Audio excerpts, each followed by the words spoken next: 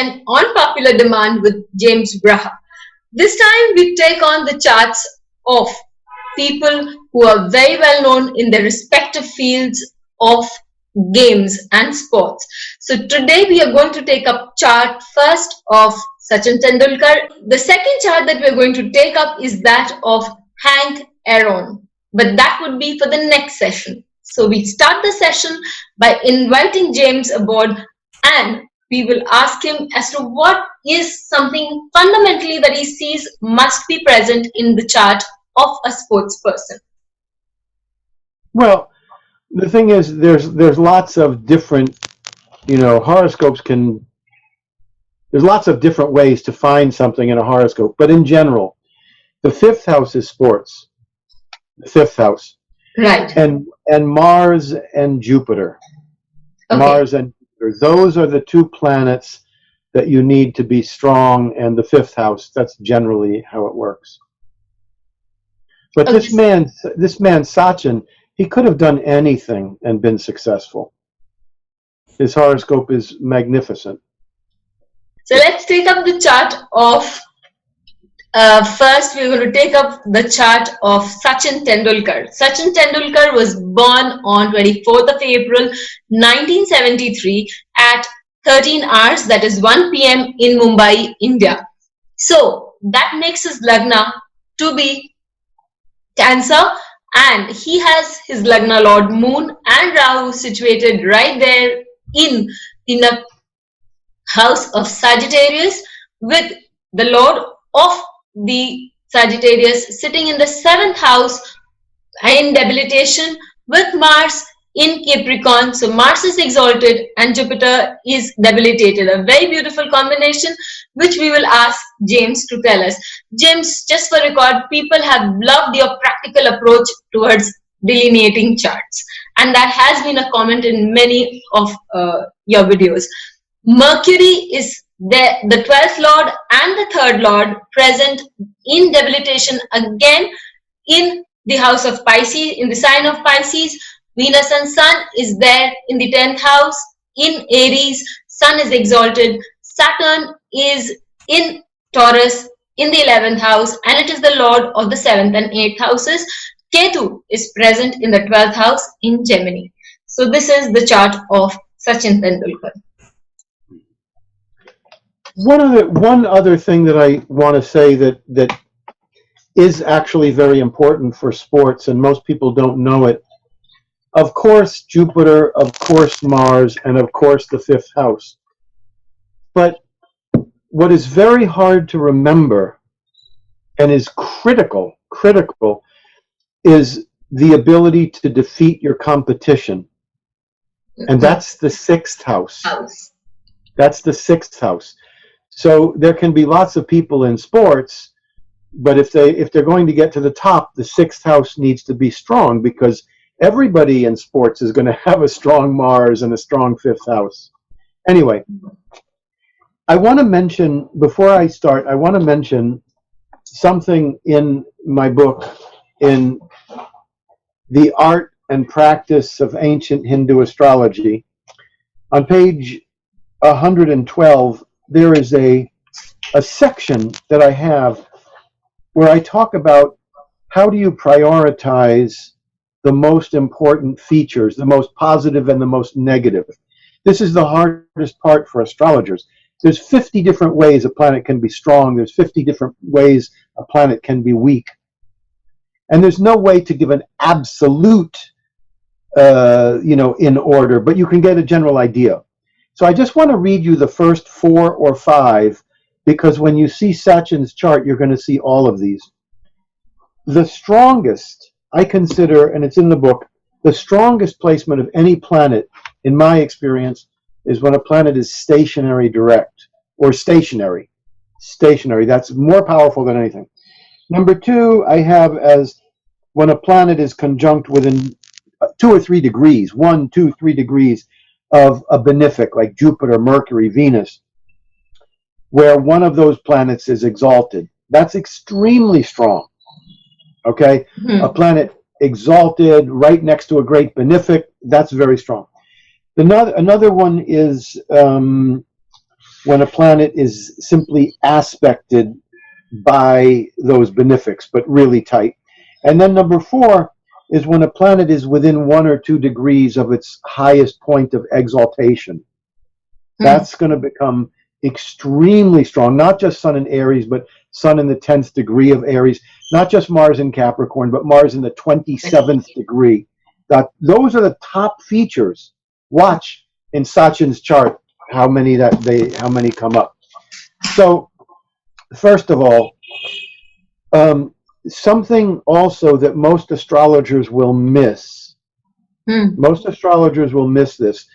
And this is probably the strongest feature in the horoscope. The ascendant is 17 degrees Cancer. 17 Jupiter, yes. Jupiter is 16.5 degrees of Capricorn. When Jupiter throws its aspect onto his first house, it's throwing it right onto it's throwing it onto its exaltation sign, which is already fantastic. But because Jupiter's throwing that aspect on within a degree of the ascendant, it is massively strong. And if you look, there's an American actress named Meryl Streep. Yes. And she has been nominated for 20 Oscars. This is way more than anybody else. Right. And when you see her horoscope, she has a Cancer ascendant, 7 degrees or 9 degrees, and Jupiter's over there in 7 degrees or 9 degrees Capricorn. So her Jupiter also throws its aspect onto the ascendant degree in its exaltation sign. That is massive, and most people don't see it. But so that's why I say this guy could do anything and be famous just by that aspect. Okay, anything he does, the confidence. The first house is your confidence. Right. And when Jupiter aspects its own, the same degree of the first house and its exaltation sign, it's massive. So his confidence is very strong. Okay. Secondly, you look at Mars, the planet of sports, it's exalted in the highest degree of exaltation, the 27th degree of Capricorn. Mars is right there. It cannot get any stronger. And Mars rules the 5th house, which is sports. The 5th house, which is sports. Mars is the planet of sports. And Mars rules the 10th house of career. And Mars is aspecting its own sign, the 10th house. It's aspecting Aries. This is enough to make a person hugely successful. And then on top of that, you get the exalted sun in the 10th house. Now the sun has passed the 10th degree. It's in the 11th degree. Okay? It's still very strong, but it's very important to understand something.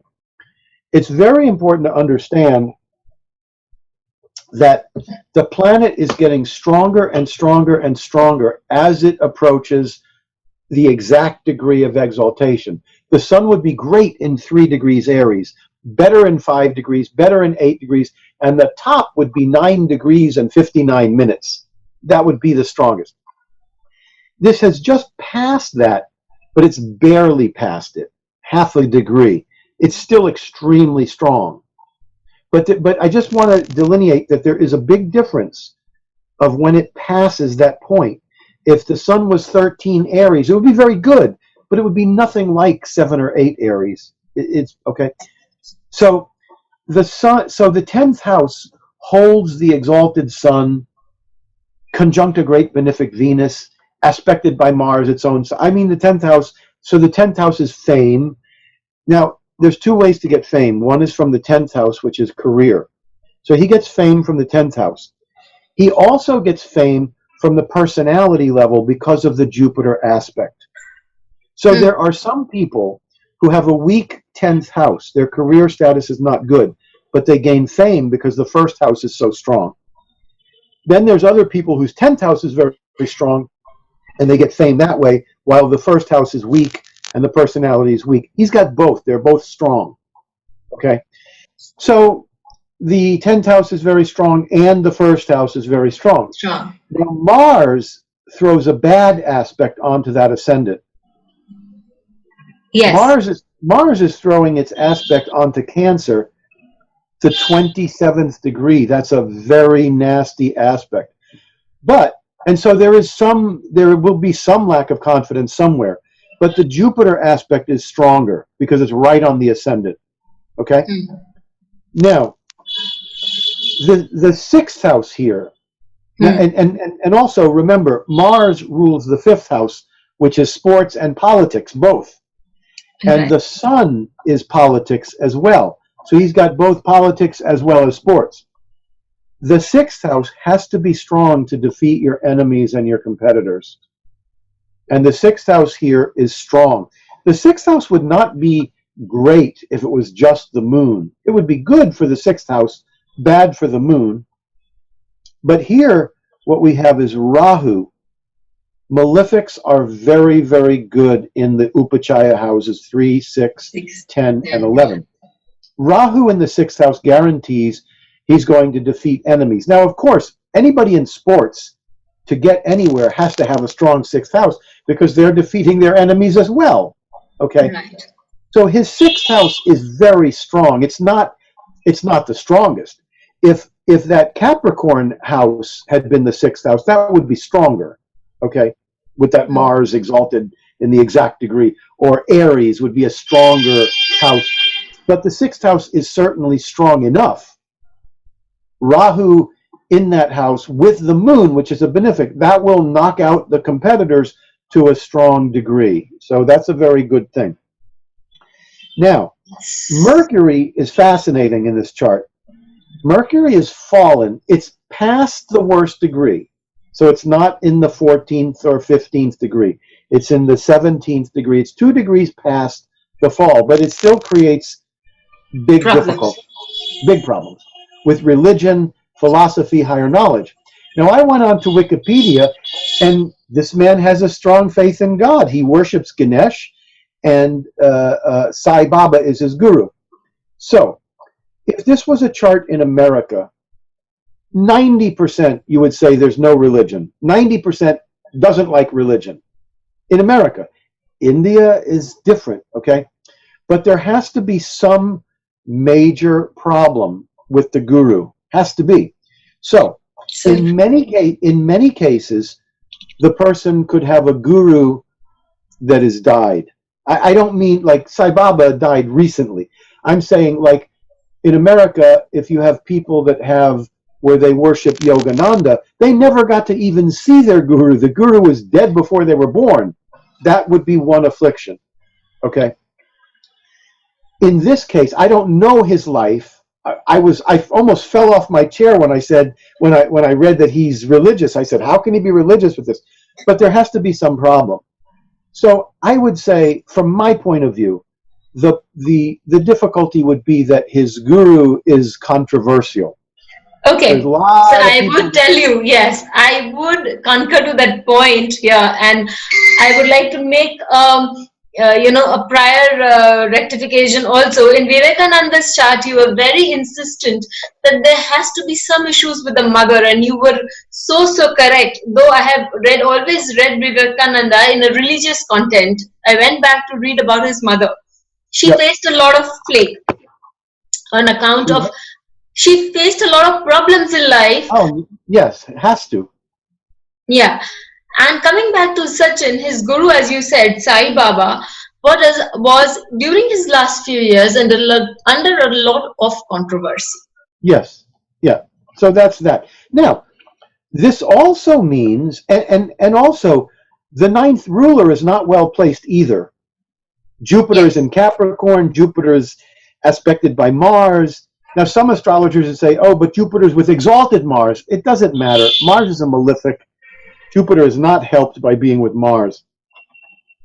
You could say with Nichabanga, there are people that use Nichabanga, and they would say a fallen planet with an exalted planet takes away the difficulties. But I don't find Nichabanga to work well at all. Once 10% it works. So the ninth house is afflicted. So the ninth house can be the father. The 10th house can be the father. That becomes confusing. The 10th house and the sun represent father, and they are very strong. The sun is exalted and conjunct a great benefic. The 9th house, that's not so strong. That could have affected the father in some way. But it also means that he could have difficulties with foreigners. And it also means there is a possibility that after he dies, he might not be respected as much. This is something that it doesn't work all the time, but the 9th house is your reputation after you die. So a lot of people, they have a good reputation, but the 9th house is really strong. After they die, their reputation goes up. His reputation might go down a little bit because of that. But the most afflicted planet that I find here is Venus. Okay. Venus is opposite its own sign, Libra. That's not good. Venus is combust a malefic. It's combust the sun. The sun's exalted, doesn't matter. Venus gets hurt by being near the sun, and Venus gets hurt by being aspected by Mars, and Venus gets hurt by being aspected by Rahu. Right. So Venus, the only malefic in the chart not aspecting Venus is Saturn. Saturn. I mean, you can't have Rahu and Ketu aspecting, but so but one more thing is Saturn is sitting in the house of Venus here. That doesn't mean too much to me. For some people it does. For me it doesn't. But that Venus is in trouble. And Venus rules the 11th house, and Saturn, a malefic, occupies the 11th house. Either he had no elder siblings, or the eldest sibling would have a difficult life, or they would have a difficult relationship. It has to be one. Has to be either no siblings, older. He did have elder siblings, honestly speaking, but his elder sibling said to have let go of his own cricketing career to see that he was given a priority and established as a cricketer. That doesn't sound so bad. And yes, they come from very humble beginnings and they have made it to the top. They have made it to the top by the grit of their determination and hard work. There is something here. There is something here. I promise you. Now, I'm not talking elder siblings. I'm talking the eldest. Yes. Okay? It is possible he had an eldest sibling before him that died. It is possible that he didn't get along with his eldest sibling. There is something seriously wrong with the eldest sibling. He may not even have known the eldest sibling, but there is something there. I guarantee it. Anyway, that's how I see it. A malefic in the 11th, and Venus is the most afflicted. Now, Venus being the most afflicted is the throat, the thyroid, and the reproductive system, the prostate. So as he gets older, he has to watch for the throat, the thyroid, and the reproductive system. So it could also mean the prostate. Yep. For a man, it's the prostate. Yeah. Yeah. So when he gets older, those are the things that he has to watch out for. And it's possible that there could be some. It's possible that there could be some, difficulties in his love life or with the marriage partner or something. It's hard to say.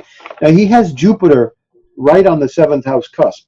Even though Jupiter's in Capricorn, it's still Jupiter. So I think he gets a very, very special spouse.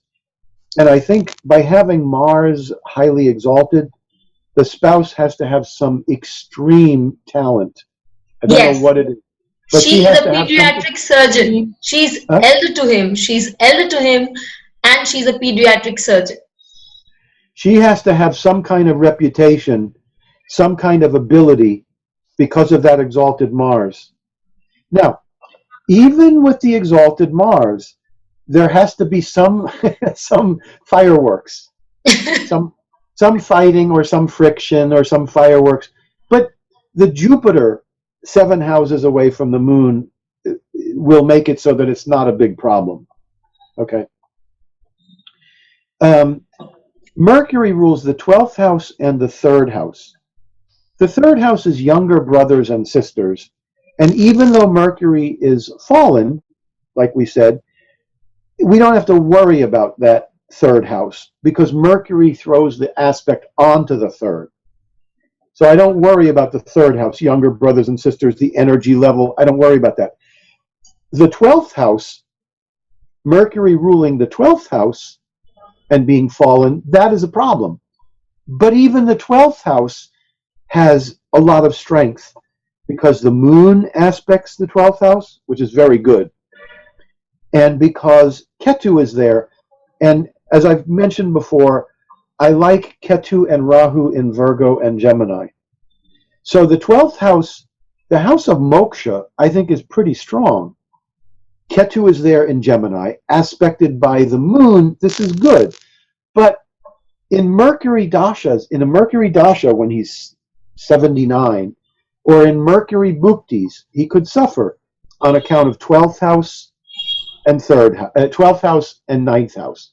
So in Ketu bhuktis, he should not go traveling. He should not deal with foreigners. And then debts and expenses could be high in Mercury subperiods. And there could be some theft or some losses that could occur in Mercury. So that's a... Now, the money here looks spectacular. Spectacular. Because the ruler of the second house is the sun. It's exalted. And it's exalted. And conjunct Venus. And conjunct Venus. And the Rahu aspect onto the second house is good. It's not good for family life because it's a malefic, and the second house is family life. And he's been constantly traveling on account of his work, account of his career. So he's been constantly traveling from one place to another. So family life during the times of his career, during his playing days, was essentially non-existent because of continuously moving, and they have strict laws of not being able to move with spouse, and spouse working also with children, small children. You cannot take everything. You cannot pack the entire house and go wherever you want. The Mars Dasha must have been spectacular for him. From 19 to 26 years old was the Mars Dasha. And Mars rules the career house. It's exalted in the highest degree. It's pretty spectacular. Yes, he rose.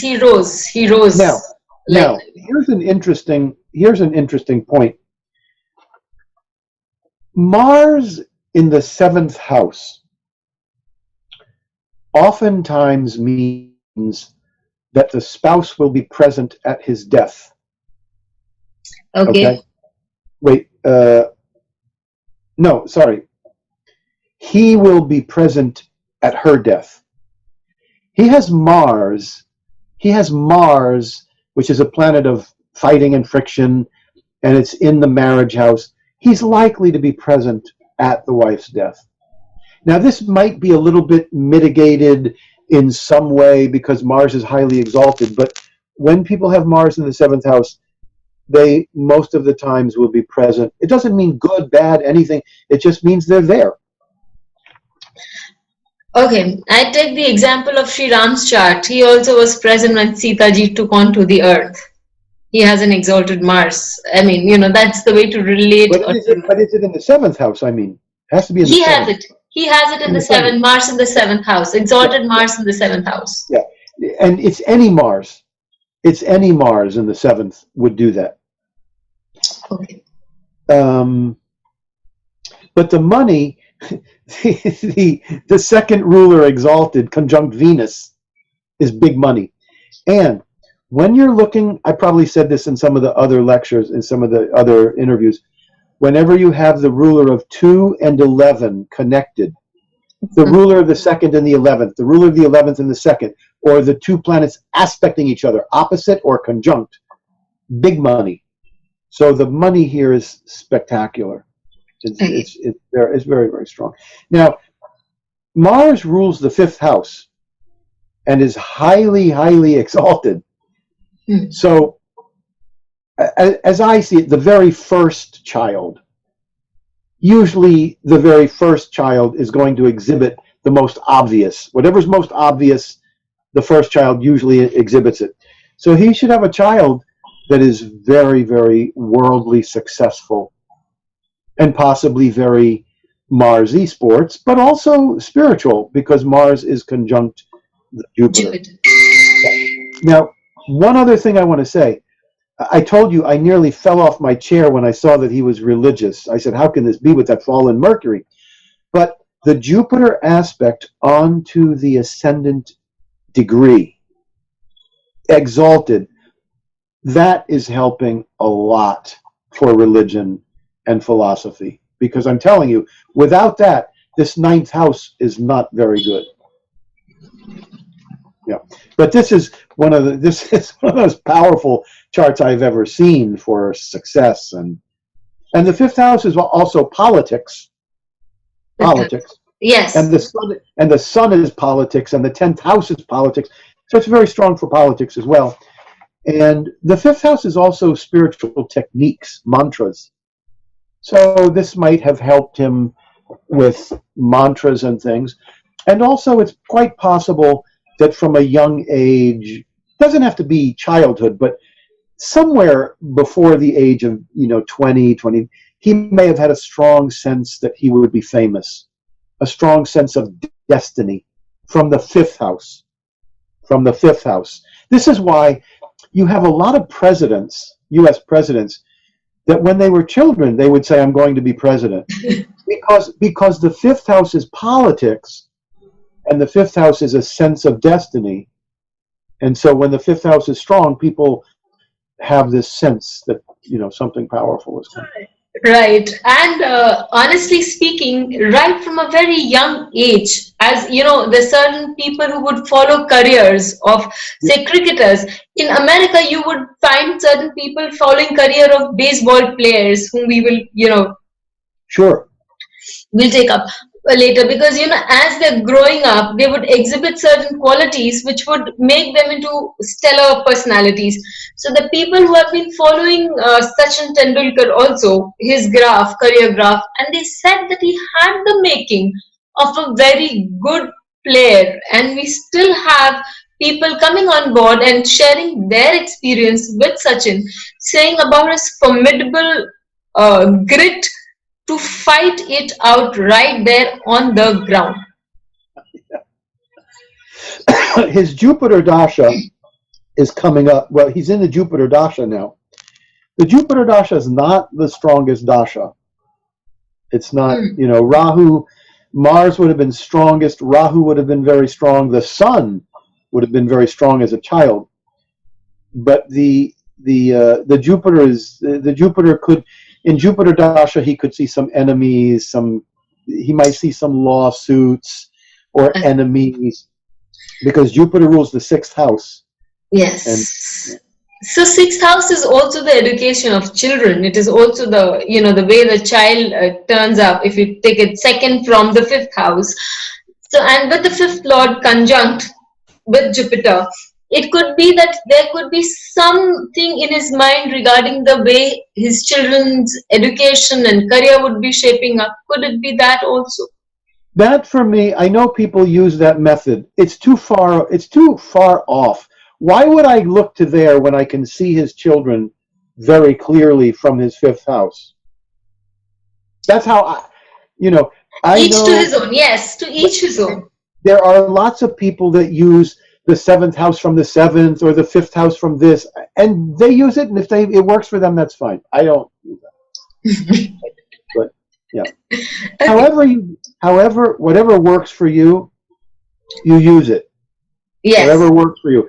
If anything I say doesn't work, never use it. If it works for you, you use it. But I've tried those things. I've tried all kinds of different things, and I use what I use.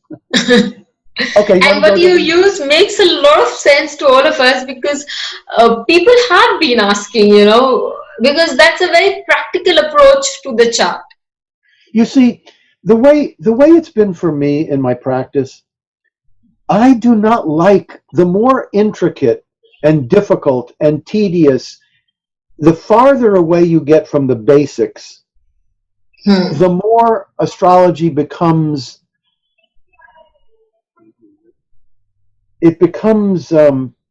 mechanical? No, it becomes where you can say anything. You can find anything you want. If you go further enough, like for example, there was some chart, I can't remember what it was, and the chart did not it did not show. I think it was Kevin Spacey or something. It was one of our celebrities who suddenly took a big fall, right? In the chart, I couldn't see it. But if I send that to other astrologers, oh, I can see it, I can see it, I can find it, I can find it. And they tell me stuff that to me is just nonsense.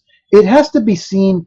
Here you have a person at the top of their field making millions of dollars, and suddenly the whole world hates them, right? This should show up in a major, obvious way. If you have to go looking to these other weird, strange techniques, something is wrong. That's just how it is for me. But could it be because of transits also? It's my question to you. Yes. I look at transits. I look at dashas and bhuktis. That's what you look at. I looked at everything. I looked at Western transits, Western progressions.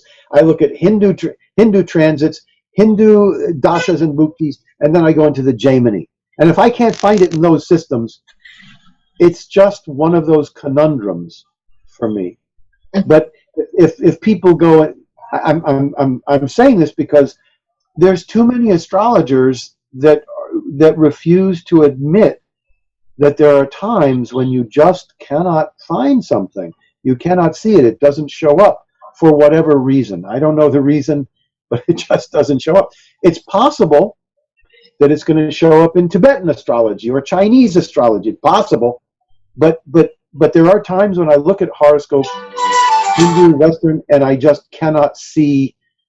There's times when I just cannot find what should be obvious, and I accept that. I accept that that's astrology. Yeah, so that could be the shortcoming of the astrologer instead of the science. But then that you cannot see it at the moment, and when you accept that, you leave behind a chance to learn something. Agreed. I think we can concur onto that point. Yeah. And it's easy, honestly, James. It's easy to do retrospection and say that this has happened with you. This has happened with you. Why this has happened, we can always say. Sometimes going back, right. But sometimes I go back and I cannot find the reasons. Cannot find it. So what would you say that this Jupiter, as many people, you've already negated that Vipreet Rajyog or Neech Bhang Yog does not work. But does Jupiter get any help from this Mars? Not in my opinion. Okay. Not in my opinion. It's not good for gurus. It's not good for spiritual. It's not. In the Jupiter, here's how you will tell. Okay? He now has 16 years of Jupiter. Yes. During these years, he is likely to have enemies or jealous people because Jupiter rules the 6th house and Jupiter has problems. Now, if he does not have any enemies or jealous people or lawsuits or things like that, then we can say, oh, well, Jupiter had the Vipreet Raja Yoga and Jupiter's with exalted. Then you can say but he could have health issues also. He could also have health issues. 100%. 100%. Liver, gallbladder, spleen, allergies in the Jupiter Dasha. But if Jupiter is having some sort of special yoga, if it's, then those things should not be there. But I think they will be there. I do not think his Jupiter Dasha, I think his Jupiter Dasha is not one of his better ones. Okay. And what would you have to say about Saturn placed in the 11th house, the Lord of the 8th? The 11th house is it's not good. It's not good for the relationship with his eldest sibling. It's not good for the eldest sibling's life. And also with friends. With friends. He's likely to have friends that die or friends that are trouble. It's not, in my opinion, it's not a strong chart for friends. Friends may be older. He may have older friends because of Saturn. But the 11th house is problems. So his friends are likely to have problems. Yes, one of his best friends during his right from grassroots cricketing days was Vinod Kambli. And when they played together for one of the World Cups, Vinod Kambli lost. For a sportsman, one of the most important thing is having his mind totally focused and very balanced in every circumstance. So Vinod Kambli lost his cool and he lost his mind somewhere. As a result, while they were losing that semi-finals, and as a result, he could not ever play again. His friend, very good friend, had a very, that is one friend that we know of on board, but there might have been others also around. And there's nothing really good about the 11th house. I cannot find anything good about it. So, well, no, sorry, Jupiter aspects the 11th. That helps. But just going back to a previous statement and the classical text saying that malefics are very good in 3, 6, 10, 11. Yes, but you have to understand how that works. Okay? Okay. Malefics will never help a house that rules a person. Malefics will never help a house that rules a person, unless maybe it's exalted. So if you take the third house, younger brothers and sisters, you want malefics in the third house. Then the person has a lot of energy, they have focus, they have willpower. But guess what it does to the younger sibling? Not good. You can have malefics in the 11th house. It's good for making large sums of money. It's good for side ventures. But guess what happens to the eldest sibling? Not good. Either the relationship is not good. So you have to understand. Yeah. Oh, so what you're saying is, I get your point loud and clear. For the representative of that relative, the house, the relative represented by the house, that is a jiva or a living body represented by that house, is affected. But the qualities of the house are grown. Like, so the increase is in the qualities of the house, not in the living, not good for the living of the.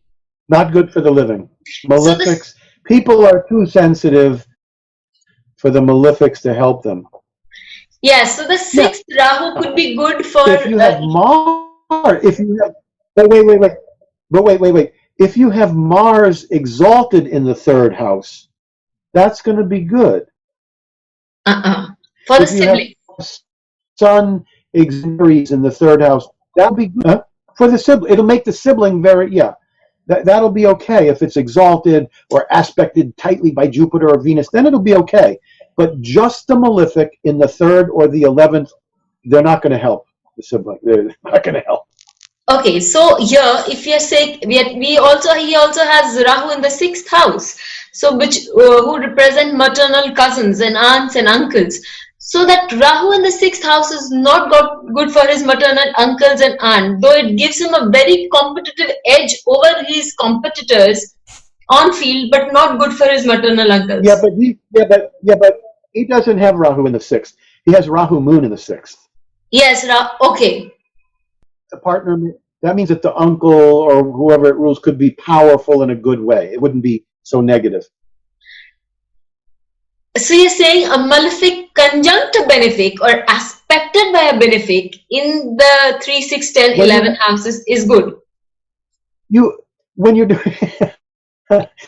doing astrology, you have to look at everything. My teacher Padia from Bombay, who just emailed me the other day, I don't hear from him for a year or two, and then suddenly, Brother James, how are you doing? Padia used to say, chai is not just tea. It's all delicate spices blended together. So Sachin doesn't have the sun in the 10th house. He has the sun Venus in the 10th house. He doesn't just have Mars in the 7th. He has Mars Jupiter. So you have to look at them together. So he's got Rahu Moon. So powerful. Now, to be honest, I've never analyzed the aunts and the uncles. I don't know if it works. It's a little bit far for me. Indians will look at that, but I don't. But if it was just Rahu in the 6th, it would mean that uncle could be powerful, intense, smothering. But he's got Rahu Moon. But here's the thing that you have to also take into consideration. The reason that uncles and aunts is a little bit far-fetched for me is because that uncle has parents where he shows up in the parents' charts. He shows up in the brothers and sisters charts. I don't know how much he's going to show up in the nephew's chart. You see what I mean? That's why I don't bother with aunts and uncles. And it could work, but for Indians, it certainly does, because you're very, very close knit. But yes, but even then, to each his own. Honestly, and it was a beautiful experience, with Sachin's chart. The few things that come out very, very openly and very, very beautifully is something about the Upachaya houses we learned, and something about what happens. Last time you said that what happens when a planet aspects its house of fall, it's not very good. Even in this chart, you said that when a planet aspects its house of fall, it's not good. Similarly, when a planet aspects its house of exaltation, that is good. his mother must have had a lot of problems because of Venus being the most afflicted planet in the chart, ruling the fourth. The Sun aspect onto Libra, fourth house. It's the mother's life was not easy somehow. Something is. So you can see those aspects, and it tells you about life. You could have all the planets exalted and you think you have a great chart, but all the houses opposite that exaltation, they're harmed. That's a nice one. That's a beautiful one. That is life. That is like, you know what? There's a friend of mine who's he has a friend who's a scientist, and the scientist says about life, he says, you can't win, you can't break even, and you can't get out of the game. I know it's a very negative outlook, but the point is that as a human being suffering, Buddha said life is going to be suffering. No horoscope can be perfect. Even all these exalted planets, they throw these bad aspects. It's very strange. I found that out. I thought, boy, this is very strange. My teacher said, look at Rama's chart. The first night I was with Padya, he said, look at Ram's chart. He said, no, actually, this was not Padya. I think this may have been Santanam. He said, look at Ram's chart, and you see the Sun exalted in Aries and Saturn exalted in Libra, and he lost his father fairly early, not too young, but he lost his father from the Sun-Saturn aspect. They're both exalted. It's been a great experience learning so many new things with two very strong planets exalted. You would think this chart is just a cakewalk, but you realize that life does have its way of balancing things out. What you see in terms of career, in terms of a lot of money and everything, need not reflect the same in the personal life. With this note, we end this session. Look forward for more on another very stellar player coming up in the next session.